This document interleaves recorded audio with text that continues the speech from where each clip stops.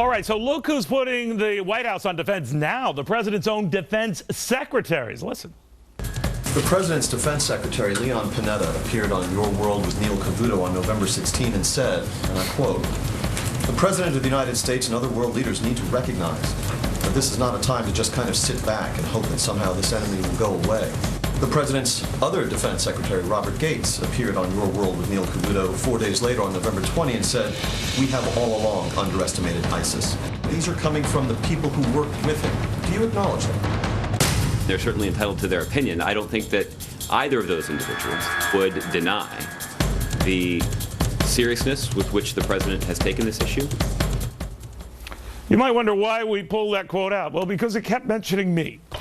Welcome, everybody. I'm Neil Cavuto. And when some of the president's own allies, his own people and former people, are saying sticking to the same strategy, just don't, well, really doesn't do anything to stick it to ISIS.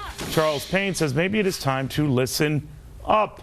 Also here we got Ben Stein and Dagan McDowell, along with Adam Lashinsky and Charlie Gasparino. Dr. Payne. This thin-aired act has gotten so ridiculous at this point. Listen, the president is exhibiting a disdain for the American public, and it's been his inability to change course, his inability to ever admit that anything's wrong. It's a sort of narcissist attitude that now has made the whole world a lot more dangerous. And everyone, every single person, just about with any ounce of common sense is saying this is not working, and yet we hear the same things from him over and over again. Stay the course. It's steady as we go. I mean, and maybe more airstrikes and all, as if they've been doing the charm with stopping ISIS, right? It seems like that the White House has always been more concerned with what they say and the language that they use rather than how they act. Right? It's no about offense rhetoric. to Ben Stein. That's what happens when you put a lawyer. Right, exactly. It's about rhetoric over reality. You didn't think that was funny. But in terms of the war on terror, I go back to Osama bin Laden gets killed. The war on terror is over. Then Benghazi comes along, and what do? You blame a video rather than blaming a terror strike. It is exactly the same thing. They will not admit ever that there's radical Islamic terrorism in this world. And until you do, I don't think that even if you have a better strategy, the American people are not going to get on board with it. Ben Stein, they're not obviously changing their position mightily, and this is what the next 14 months, I guess, is going to look like. What do you think? I think this guy is the narcissist to end all narcissists. He makes Nero look humble. This is a man who has no experience in foreign affairs, has no idea how it works, is himself incredibly sympathetic to the Muslim cause. I do not believe he's a Muslim, but there are many people who do. He is a person who has absolutely no idea of what it takes to fight a mass-based, at least within a certain area, terrorist movement. He doesn't want to change anything. Everything is in reference to pleasing his political constituency, and his main political constituency is himself. He's vain. All right, well, I'm going to put you down, Ben Stein, as the president probably not going to change. All right, Adam. Well, for starters, it doesn't matter what Ben or anybody else believes about whether or not the president is a Muslim. Well, for the right? purpose of this show, it does. It doesn't matter one bit what you believe about his religion. As far as I would make this point about his stubbornness. The president is often criticized for not being, a good politician. I would say he is being very much a politician here. He was elected to wind down these troop movements in the Middle East, in Afghanistan and Iraq, and the American people supported that. They did not want. Yeah, but that's a little bit. That's a little. I don't think he was. I don't think that's what he was elected on. I think he was elected in the middle of a financial crisis. He was reelected. I mean, to lose. We should point out that he was not elected to lose. Yes, that's true, and he's not elected to let the terrorism foment around the world. We should point out that Leon Panetta, and it must be galling him, killing him, has been talking about this for at least the last 2 years. Yeah, I mean, I was at a private dinner with him about a year ago. Wow, aren't we the ultimate name drops? Well, you know who else was there? Wow. You know who else was there? Al Pacino was there. No, he wasn't. I like that. Yeah, well, he was there. Al Pacino was there.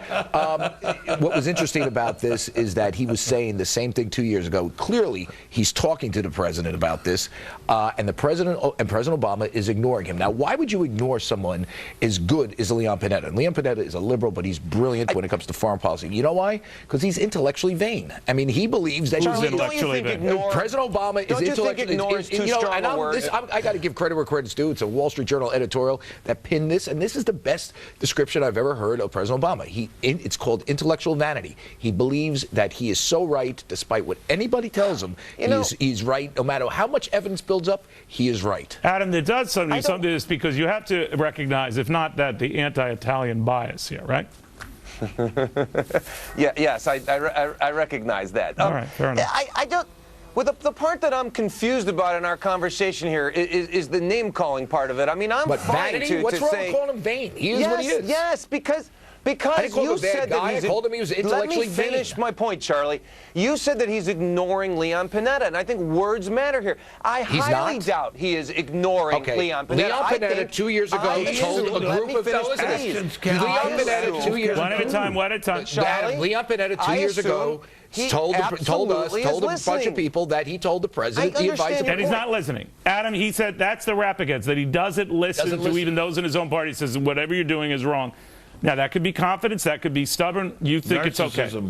Narcissism, well, it's valid. vanity. It's valid criticism, but I think that you want your president to listen to his advisors and then ignore them, and then do what he ignore them. Hey, but Adam's, the words matter here. All right, so words matter. Here are a few words for you: JV team and contained. Yeah. So the reality on the ground has never fit the White House's narrative, and that's where the distrust, or part of the distrust, comes in between the American people and him. And I would like to point out that you have an internal Pentagon investigation going on at this moment about CENTCOM, where analysts have said that their supervisors have changed conclusions about the intelligence and the success in fighting ISIS. In other words, to trump up the fact they were more successful than they were. We're more successful. So again, when reality doesn't jibe with their narrative, they're going to somebody. They would not, by the way, be the first administration, Republican or Democrat, to do that. Right. But I don't know if Adam will find this word offensive, but elitism is ultimately the word. This week, Pew Research came out with a report. Everybody in America feels like they're losing on issues that are important to them except one group: college-educated Democrats. This is the circle that surrounds President Obama, mostly sycophants. They all tell him you're doing a great job. This is who he listens to.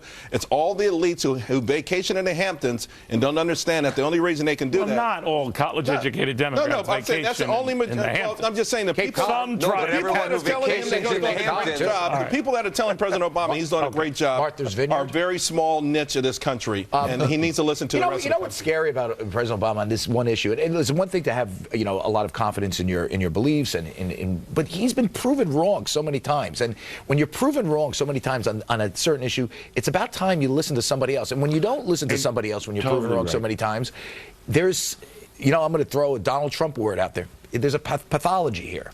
If you really don't listen to somebody, your advisors, when you're wrong all the time, that is pathological. Ben Stein. If he says over and over again, we've contained ISIS, ISIS is a JV team, and yet ISIS has got the whole world terrified, clearly something is wrong. I mean, this is exactly the same as saying that Japan was spent force after Pearl Harbor when they terrorized the Pacific for 4 more years. This is really a man who does not understand from experience. Well, do you think basic Ben, you're a smart guy. Do you think he's pathological? Do you think there's something wrong with him? Oh, very much so. Now we're getting just into personal attack. No, you are. You are. It's mean and it's wrong, and it's not in the spirit of Thanksgiving, and I won't tolerate it because I think it's just mean and wrong. And you're a mean and wrong person. When I'm wrong all the time, and you're just mean. And I don't want to talk to you anymore. Apparently, you've never been wrong. You're so stubborn about your own views about him being stubborn. I find your views questionable. Did you call me pathological? Yes, I did. Dang it. On what day in the last century were you quiet? Yeah. And will you let us know in advance so we can have a little party the next time that happens? The day he had laryngitis. I don't. All right, we're going to finish that. I'm sorry. Nothing has changed. They have underestimated, refused to fight ISIS in the last almost 2 years, and nothing will change until somebody else is inaugurated. We need a new strategy from day one. All right, I'll put a lot of you down as maybes on the president. When we come back, while they are patting you down this weekend, who's looking into them? The new warning from the House Homeland Security Chair that will frighten you and make you forget the entire first segment. Today on Forbes on Fox, President Obama still won't say radical Islam, but the French president and French ambassador say it loud and clear, and they've declared war on it. Is it time for us to do the same? Plus, over 100 world leaders heading to Paris next week to talk climate change. Shouldn't they be focusing on fighting terror instead? We'll see at the top of the hour.